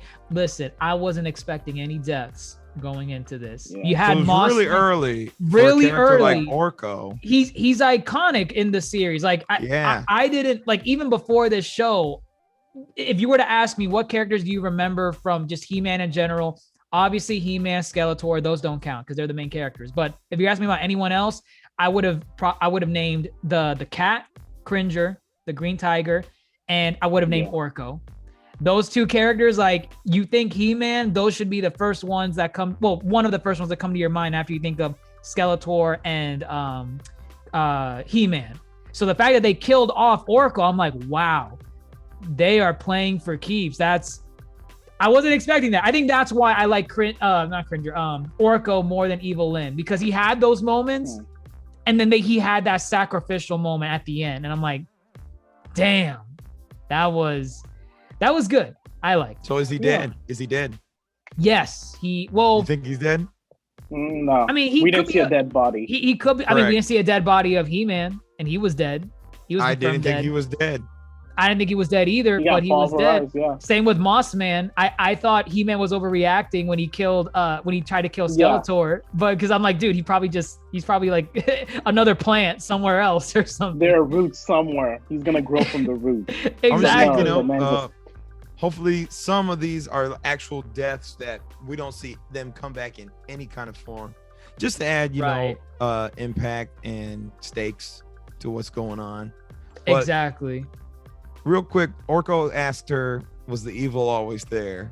No, she responded because she said, I have a question for you. And she's like, no, the evil part wasn't part of my name. It was not. Yeah, she said no, the evil was added on later or something. Bro, you get moments like, nah, man, you guys better be standing this character at the end. Y'all are wild. But oh my gosh, we like Orko. I don't want you to just like Orko. I want you to stand Orko. Oh my goodness. I want you to stand Orko. Characters that are alive, my dude. Oh my god. Of course. So and then we also have Teela coming to terms with her issues with He-Man and conquering her fears, right? and getting. I'm probably butchering the moment that was supposed to be her character moment, but honestly, for me, this episode, Orko stole the show. You know, I know, definitely Orko got the biggest. Yeah. Because she did do something weird though. She remember when she was talking to the spirit, wherever the skeleton face dude was. Yeah, she grew blue, like as if she was charging up some kind of power energy. You guys have any idea what that was? Honestly, that's something I noticed. Yeah. Because it was something where she just kind of he was talking to her, trying to persuade her, saying, "By the way, you already lost. Just give up." And she was like, "No." And there was an energy wave that came out of her and pushed the guy away. I just assumed it was the sword. Realm. No, I thought it was the sword, like her getting because she had a hold of the sword or something at that point somehow. I don't know. Magic. I mean, actually, yeah, it could be possible because anybody can hold the sword, so exactly. It's possible she just utilized it. So, yeah, we have. I mean, Scareglow's OP in this place because Orko had to sacrifice himself seemingly to push everyone out, get them to Preternia. And we end at the episode again, they really do a good job kind of leaving on cliffhangers because I wasn't expecting a lot of this stuff, but they end on a cliffhanger showing Prince Adam in Preternia. And I'm like, wow, it's going places. Okay. So Preternia, what do you guys think of it? Would you if you got to live in Preternia in this mythical world, would you throw it all away to come back to Earth and save the world once again? I need to know the end of Kingdom Hearts, so yeah. The what? Wait, which Kingdom Hearts? I need to know the next game that's coming out. We're not done with the story, so I will come back because it didn't look like they had any technology or video game in that world. So, but they didn't need it. They didn't need it. They just hunted animals and played games and made merry. And yeah, I'm sure there was a lot more perks to Preternia than what they showed. And Preternia, it's exclusive to the champions, right? The champions, yeah. And Mossman also, for some reason. Maybe if you defended Eternia, you got the privilege to go to Preternia. So Mossman, I guess. Orko might be there. Well, Orko's a trolling though. I don't know. Another dimension. Yeah. But right. Mossman, maybe Mossman, he was protecting Grayskull, Castle Grayskull for a long time, so maybe he earned it. But interestingly enough, Adam, you also get to choose the form. Yes. And everybody chose their He-Man form except for Adam. Yeah, I thought that was really cool too. They didn't really say why. I mean, you could kind of piece together why he did. I mean, that's who he is. Like he saw himself more as Prince Adam as a character. Yeah. I kind of wish they tackled that issue a little bit more. Like, why did you choose your Prince Adam form? Maybe we'll get that in season or part 2. Yeah. I kind of wish we saw the other people's form also, but they look like, before. Yeah, well, was everyone we could maybe see it later. Right. Mm-hmm. Yeah. Because we see some other characters in here, so we get Hero in this world. He's the one that they find the second half of the sword. Adam's like, hey man, if you want the second half, here you go. Adam had it the whole time. I'm not gonna give you trouble over this. So he gives him the second half, and then they take Roboto and Hero to basically forge the Sword of Power again. At the same time, you get moments with Teela trying to reconcile with Prince Adam, and then talking with Grayskull, which we mentioned earlier. He's black in this one, and I thought that was kind of cool. Like, oh, okay, cool. That was very cool. We get some representation in there. Yeah. And what else happened? Roboto. Yes, that's right. So Roboto, another character that bit the big one. I mean, I thought it was pretty good. But that one, I feel like it's less impactful because he's a robot. There must be a backup of him somewhere. He's a robot there must be a hard drive somewhere. That learned to feel. He was this entire time. At the end of his life. And it wasn't even a good emotion. It was fear. And they were like, oh my God, I'm so sorry that you had to, that be your last emotion. He's like, no, I'm glad I felt something. Like, if it was negative, that just proved that I'm alive. I'm human.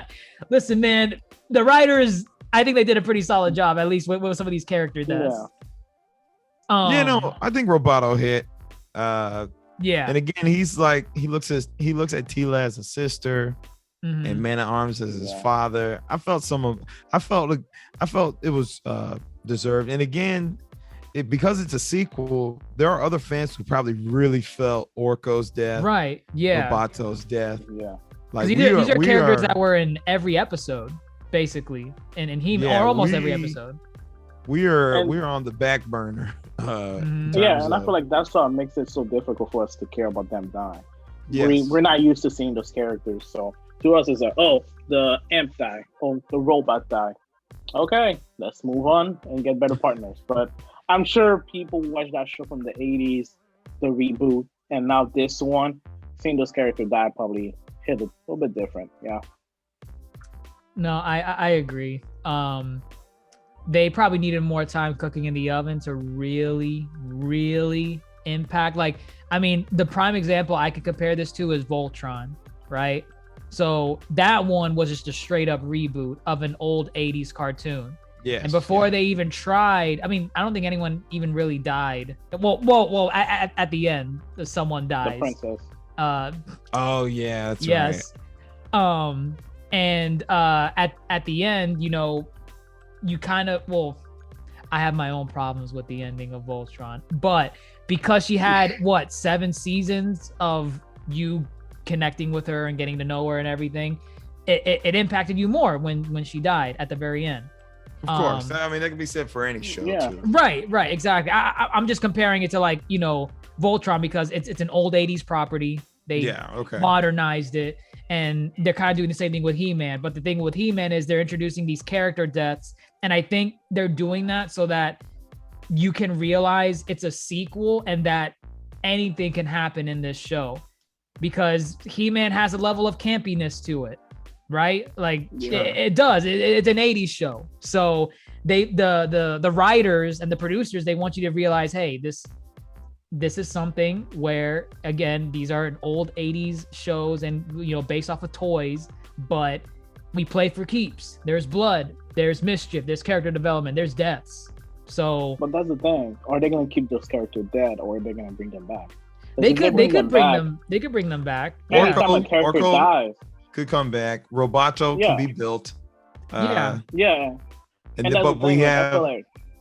The deaths don't matter because I feel like those characters are not gone forever. Which was, like you mentioned with Voltron, that was different because we know the character was gone forever, and we saw the impact what happened with the guy that liked her. He was like back depressed in a way. But with this, I'm like, Orko was dead in episode 3. I'm expecting them to have an episode next season when he's back, or they go to try to look for him, because they're gonna need all the help they can, especially what happened at the ending. I can imagine that. Yeah. I can definitely see that happening. But hey, we'll have to see how they tie this into part 2. But that kind of transitions us into like these deaths, because He-Man, there's an option for apparently all of these people to come back to life if they wanted to. Yes. There's literally an exit sign right on the edge of Fraternity that says, hey, if you want to go back, be my guest. And but then I think it was Gray Skull. He's like, but bro, why would you leave? why would you leave heaven? Because the payoff is, or the caveat is, if you leave Preternia, you can never come back. If you die again, you can't go back to Preternia. Yes. Right. You're just gonna. That makes me wonder. Die in the dirt. Go? I mean, what the hell?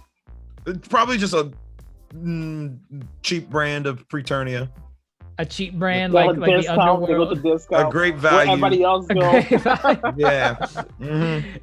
Oh my god! I mean, it's possible. Yeah, they need to establish that. But hey, I mean, that's what He-Man was, or Prince Adam was willing to sacrifice, and he took that sacrifice, and I think that was a pretty good moment for his character too, that he was willing to throw away practically paradise and to go back, and because he didn't even know, apparently, after all this time. He didn't know. He did not know. Yeah. He asked Teela, wait, didn't we save the world and kill Skeletor? Like, everything should be fine. But what do you mean the magic is gone? Gone. It's gone. So yeah, he's willing to throw it all away to come back, and that's what heroes do. And hey, I'll give him props for it. He comes back, and it seems to transition to somewhat of a more focus on him. But then we get this crazy plot twist. So what happens? We're back in Castle Grayskull, right? The sword is forged. He-Man's doing the iconic line with the beam of light coming upon him, and he's about to say it. He says, "I have the," and blop right through the tummy. And he gets impaled by Skeletor. Yes. He gets impaled by Skeletor. And I'm like, whoa. I mean, he's not dead. There's just no way they're gonna kill him again. I think he's dead. I don't think he's dead, man. That is so dumb to like go through all that trouble. Why would Skeletor not go for the kill shot? I feel like it was just a way to just shut him up, just to get his soul. I mean, he probably, dude. Wait a minute. This is the same guy that pushed this man into the water, thinking that it was gonna kill him, and then afterwards he's like, "Oh, I think there should be a nice granite on this boat." Yeah, like, but okay, you got to take it back to episode 1. Skeletor felt some type of way when he realized He-Man was just a kid. When he realized, remember when he saw him turn to Prince Adam? He didn't know. He didn't know he was a kid. Yeah. He was like, he's just a boy. I've been losing to a boy, just playing in a pretty much like a suit of armor, you know? Yeah. So he took that personally. I agree. Yeah. I mean, I saw where he stabbed him, and it wasn't like a direct abdominal, like in the middle. It was stab. like it was not in the middle. It was like on the side, and I'm like, okay, like cartoon logic. That's like I'll be bedridden for a week or something. Mm-hmm. But in real world, I mean, that's probably a death blow to a lot of people. It's probably gonna be dealing with that next season, how he's depressed and how weak he feels, because now he can't really do nothing. He's the most normal out of the group. Everybody else has something where they can fight. And yes, you saw his real body. He looked like somebody you can just beat up on the side of the street easily. Everybody else can beat him up. So that's gonna be a challenge for him. And if they do that well, that would be amazing.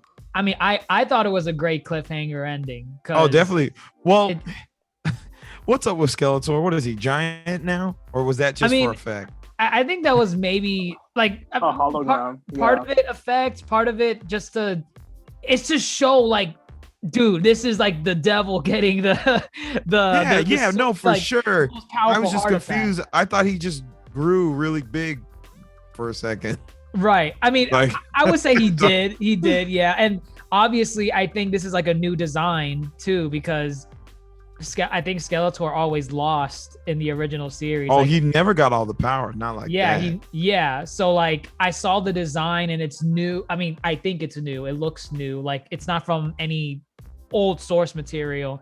But I mean, hey, listen, for a part 1 series, like I liked it. I like what they did with the characters and the ending for the cliffhanger. I mean, we should have gotten all of season 1 at once, but if they're gonna split it off like this down the middle, that's a good point. Yeah. For sure. And we're gonna get part 2 before the end of the year either way. Oh, no doubt. Yeah. Right. Exactly. That's essentially all that happened in the series. So like, overall, what did you guys think of it? I mean, we kind of hinted at what we think, but like, I mean, I know I gushed about the show a bit, but you know, I stan Orko to no end. But as the series, I liked it, and I think that's maybe because I went in with no expectations. I wasn't a fan of He-Man. I saw the reboot. That's about it. Like that, yeah, that's really it. I went with no expectations, and what I got was what I expected from Powerhouse Studios, and that's great characters, great fight scenes, choppy animation here and there, but hey, they make it work. Man, can you even rate the first half of a season? Like, Yeah. I mean, you can. You can. I'm not going to. I'm just gonna say, Castlevania season 1 was only 4 episodes, so. But like even Castlevania season, like if you were to ask me, okay, what would I rate Castlevania season 1? I would say, oh, so you mean season 1 and 2, right? Because that's all one. That's technically because like season 1 was so short of Castlevania, and it cut off at the worst moment. I'm like, bro, like you could have just finished this. What the hell's going on? So Castlevania, if I was gonna rate season 1, I would say, okay, I thought the first 12 episodes of season 1 and 2 were a 10 out of 10. I mean, I don't know. I probably have to go back and think about it, but I thought they were really good. But with He-Man, it somewhat tells a complete story up until the cliffhanger. And the cliffhanger is supposed to make you feel like, okay, so we ended it right here. It's a way to make you think about what's going to happen next. And then the second part is going to come out sometime later in the year. So I don't know. Like, oh my gosh. You gonna rate it or not? I don't know, man. I'll rate it. Nine.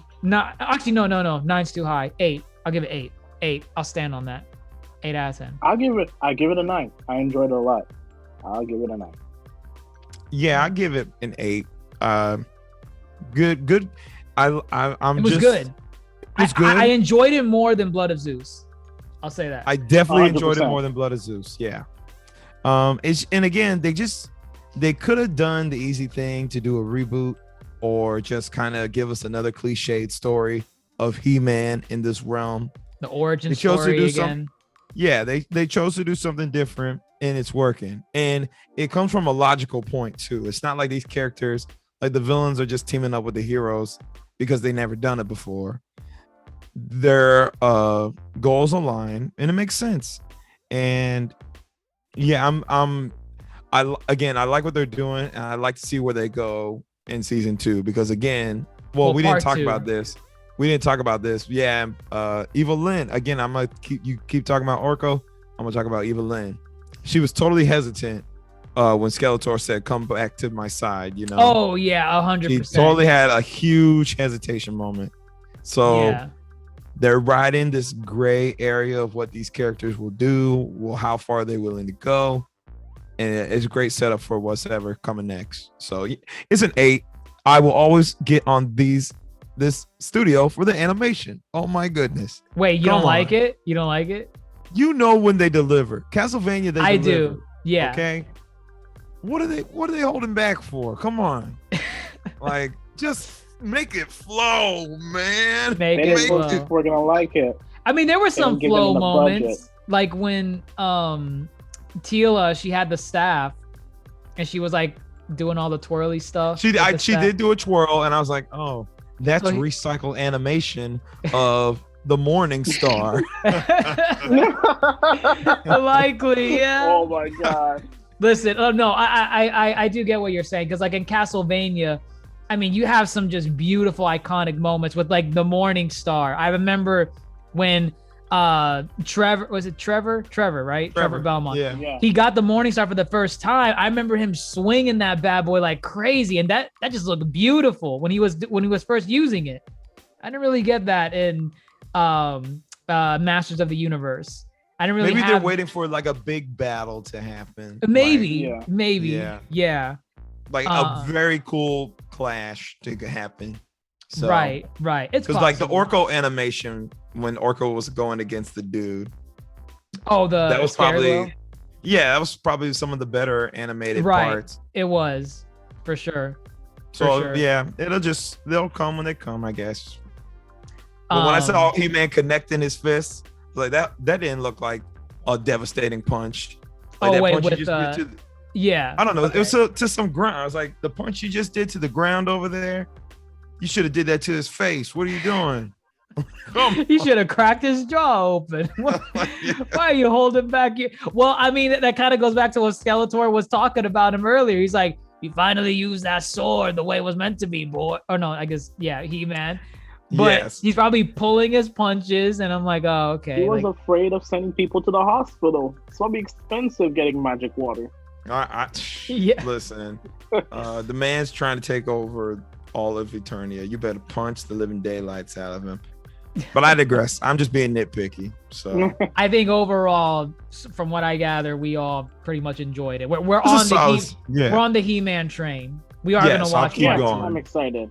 Okay. Yeah. Okay. I wish that was the consensus for the rest of the internet. Because there is a cloud of controversy over this show, and I know Grandmaster didn't know about it until after. I didn't.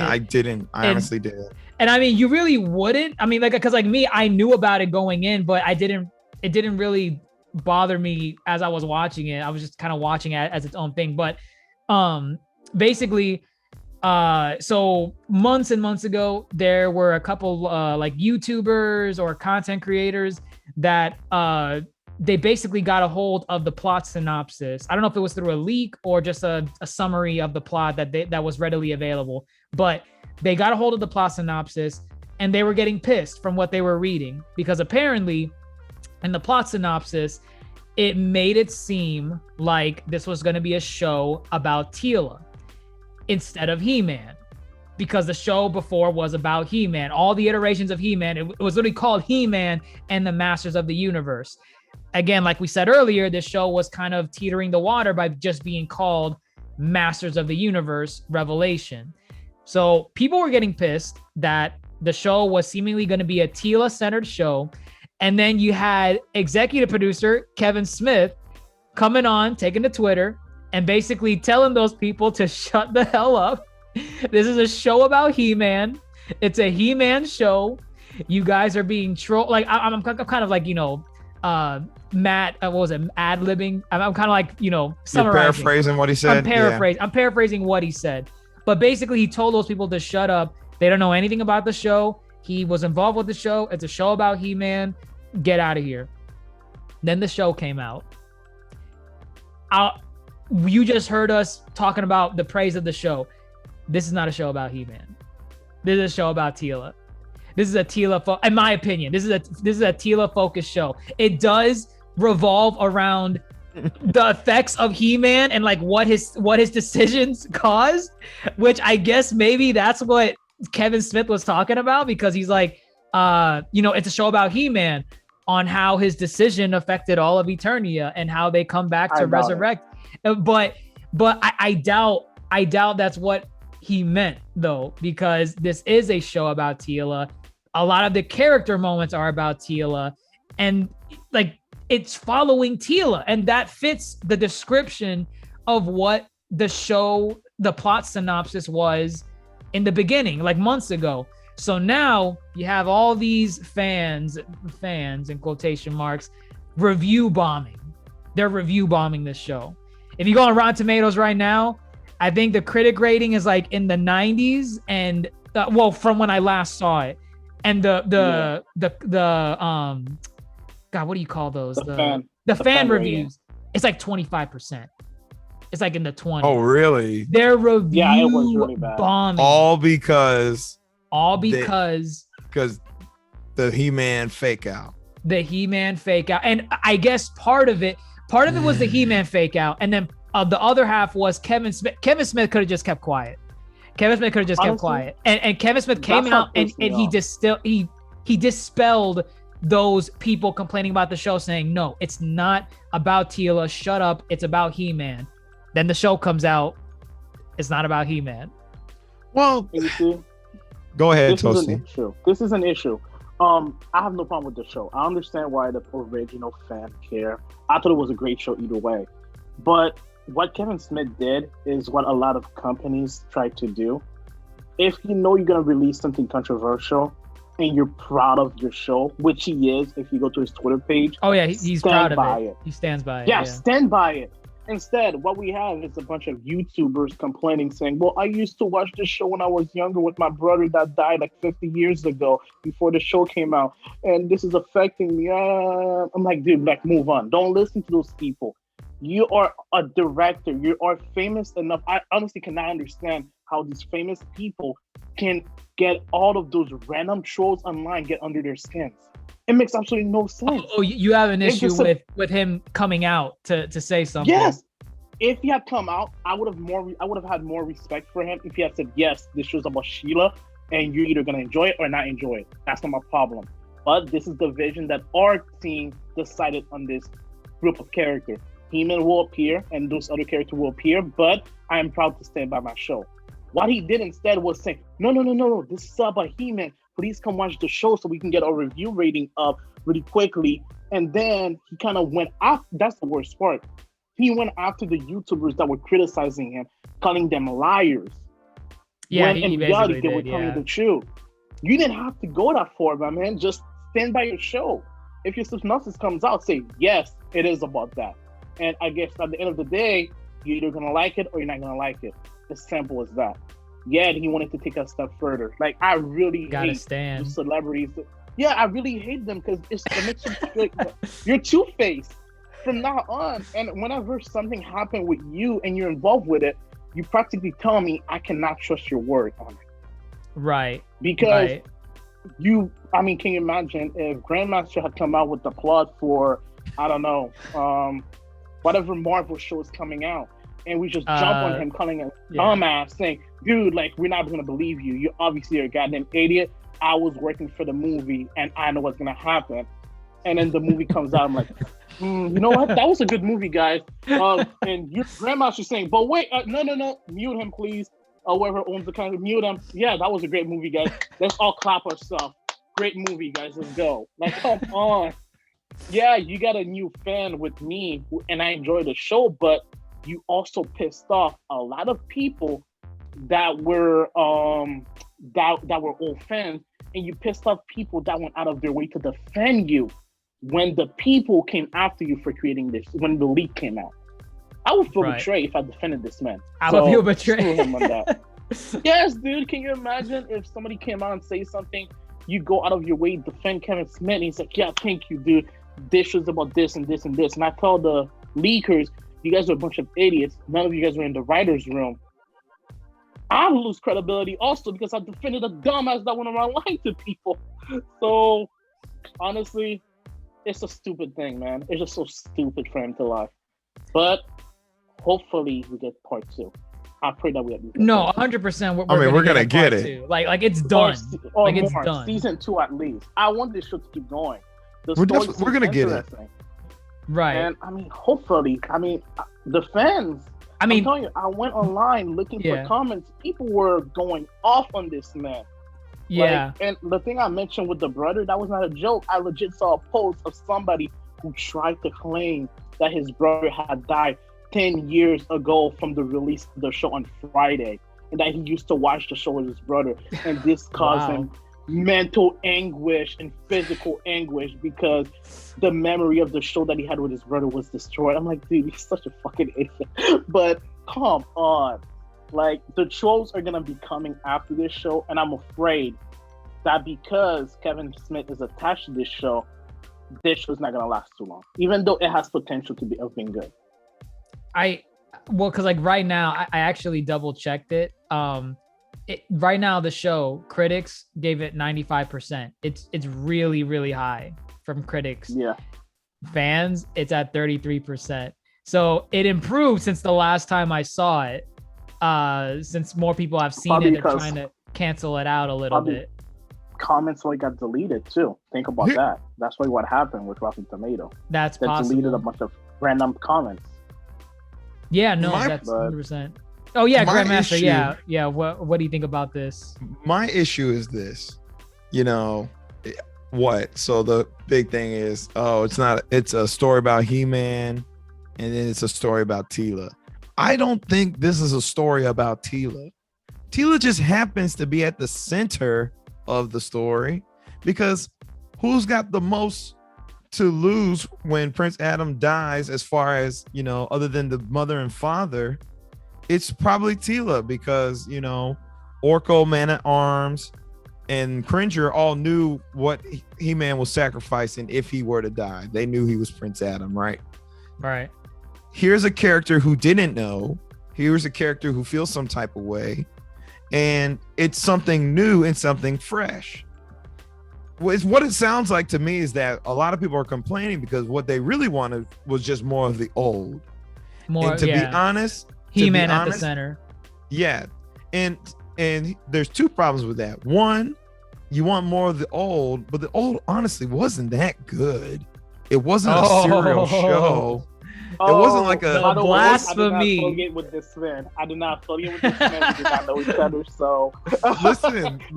They're coming after you now. They could come after me, but it's like this. Like you said earlier, the show was more like kind of like a Power Rangers. Yeah, they had an ongoing kind of, you know, the secret. Your Saturday morning villain. Yes. The only thing that, to my knowledge, that was the ongoing story arc was the secret. And who knew was He-Man. But everything else was just Skeletor teaming up with another dude to get the power of Grayskull, right? So it sounds like A, those people just wanted that. B, He-Man is like a Superman character. Basically, and yeah. He wasn't struggling. He wasn't struggling at all in any of his fights in this part. No, he wasn't. And who wants to watch that show where he just wins all the time? And there are all these characters who are so individually unique and cool. You have a man with 3 eyes who each eye can do a different thing. You have a Beast Man. You have Man-at-Arms who does. Yeah, Merman. We forgot to talk about Merman. You have Merman, voiced by Kevin Conroy, by the way. Yeah. You have Orko, a magical trolling. You have all these characters who really just take the back seat to whenever He-Man or Skeletor comes on the scene. Why not explore the rest of these characters and give them some stakes and some purpose? Because when you have He-Man, he does everything for you. Yeah. They sent that first episode, they sent a whole army to go help Castle Grayskull. Had they waited 5 minutes, He-Man would have been there to make everything his light work. That's a boring show. And I think Kevin Smith, as a writer, realizes that there's a lot more depth to these characters that you can explore, but not necessarily at the expense of He-Man, but at least at the expense of having him come save the day every single episode. So these people just need to get off their freaking high horse and just enjoy the show. Because again, if you really hate it that much, go watch the original. Don't even watch this one.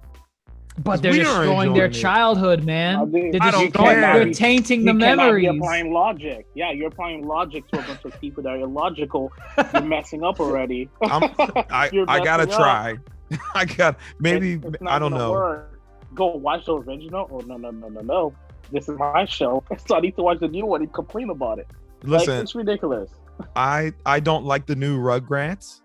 I've been watching the old Rugrats. Okay, it's that simple. I haven't watched it because of the animation. Yeah, exactly. The 3D animation. I didn't even give it a chance, for me. So. It's not for me. But that's the thing. That's the thing. If you don't like it and if you're really just backing off of the nostalgia, just go watch the original.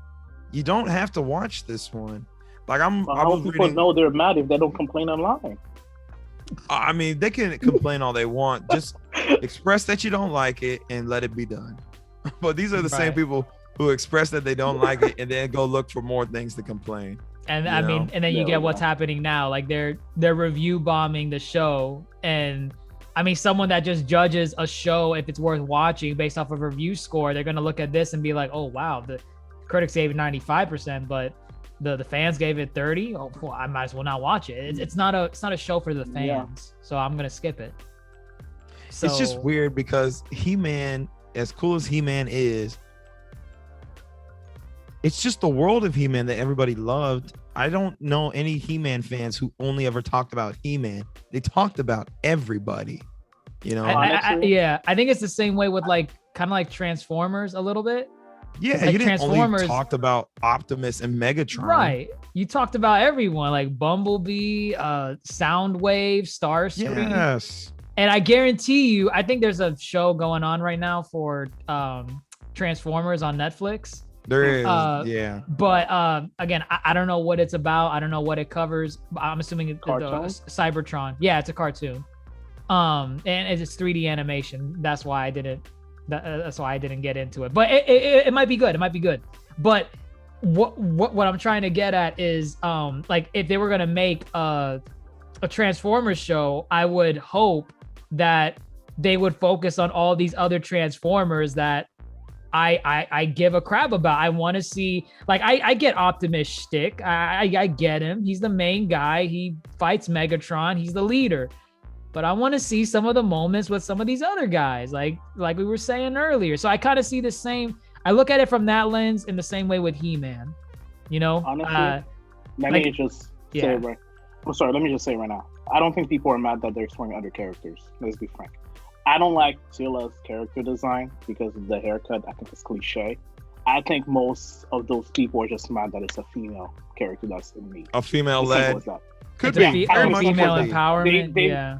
They view it as, okay, you have He-Man that's supposed to be alpha, strong man, me strong, me man, me alpha. And you have Teela that got the, as bad as it is, the haircut does have some relations with what those groups consider to be feminazis. And you saw that Teela become extremely big and butch. And they're like, oh my God, this is not about He-Man anymore. This is another show where a female character that's a feminazi takes over our show. That's what they're mad about. And the reason I say that is because, I kid you not, I saw it in the comment. Somebody said, this is not He-Man and Master of the Universe. This is She-Man and the Master of the Patriarchy. Oh my God. People are so dumb. I'm done. The Master of Patriarchy. I'm so done. I'm done. I told Dr. Jace that because I was on the phone with him. I think we were playing Borderlands when that happened. I lost it. I was like, oh my God, dude. Those fans. I had more entertainment reading the comments from people that were getting triggered over that. And I'm like, y'all just need to give the show a chance. That was that was where we saw the comment for the Masters of the Patriarchy. Listen, yes, Masters of the Patriarchy. Like, I'm gonna say it like this. Orko could not lead this team to save the day, okay? It only makes sense. Teela's the only one that makes actual sense, okay? Ain't nobody trying to watch a man-at-arms lead the team, okay? What is it's Duncan? Teela or nothing. It's Duncan. Teela or nothing. It's Teela or nothing. He has Roboto at his side. It's Teela or nothing. And shout out to Sarah Michelle Gellar. I think her voice work was fine too. So that's all I gotta say about this. I'm gonna go in when this cast is ready to launch. I'm gonna post this right under the freaking fools, right under their comments. I'm gonna be like, go listen to this. This is for you. Okay. I'm telling you, just go check.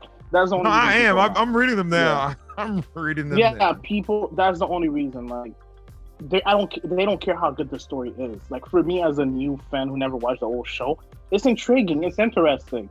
Yeah, I actually want to know about the world a little bit. Yeah, but Teela didn't act like what you would expect a person to act like if they wanted her to be a feminazi. At no point in the show did she go around saying, "Woman strong, I'm strong woman. All men strong. I'm stronger than He-Man. I'm stronger than He-Man. Change the title to She-Man, like, or something. Like, none of that happened.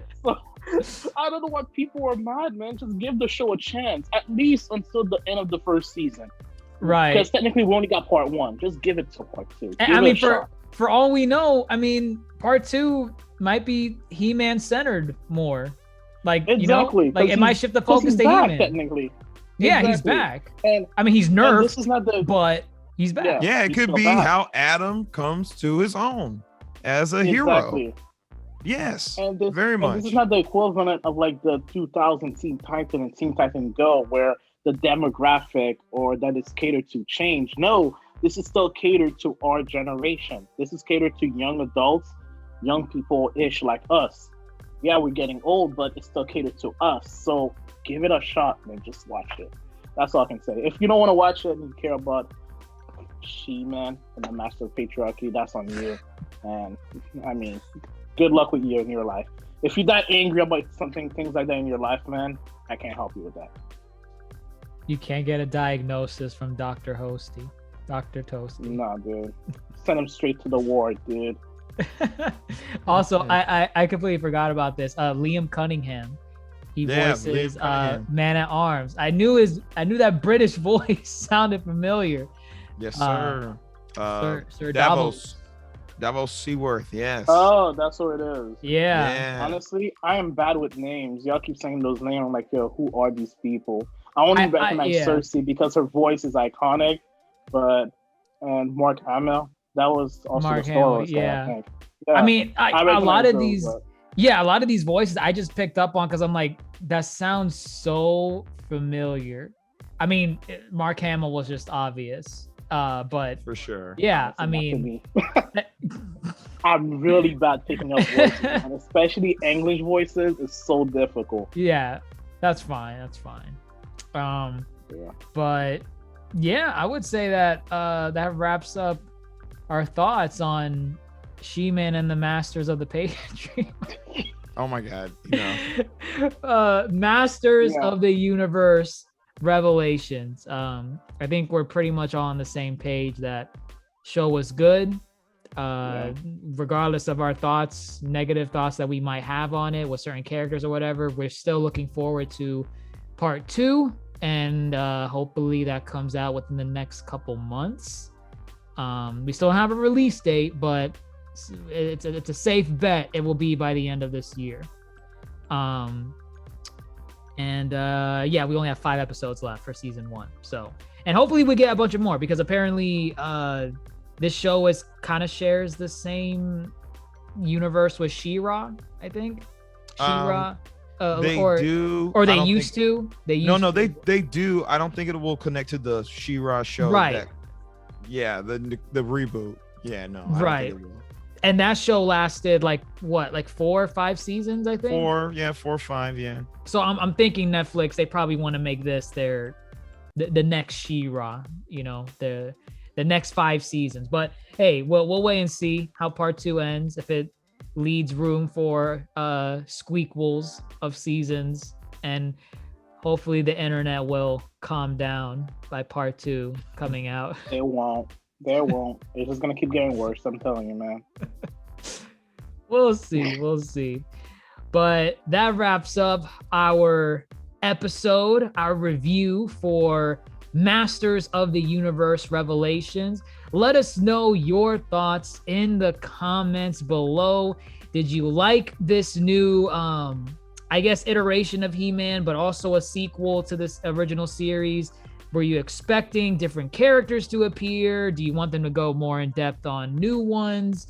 Let us know what you think. And if you enjoyed our thoughts on the episode, be sure to leave a like wherever you heard it, or share it around to friends and family. Get the word around for the Yonkō Table. And be sure, if you want to keep track of whenever we release a new episode, follow us on all our social media pages at Yonkō Table on Facebook, Twitter, Instagram, you name it, we got it.